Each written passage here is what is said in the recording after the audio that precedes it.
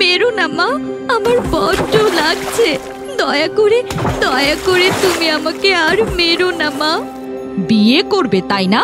তোর খুব শখ বিয়ে করার।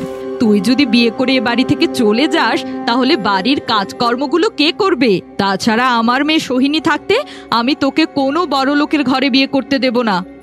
তোমরা এসব কি করছো?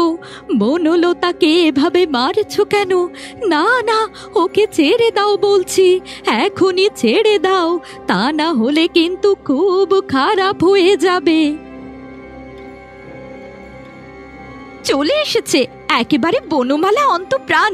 নিজের নাতনির প্রতি কোনো টান নেই, সারাক্ষণ শুধু বনলতা আর বনলতা।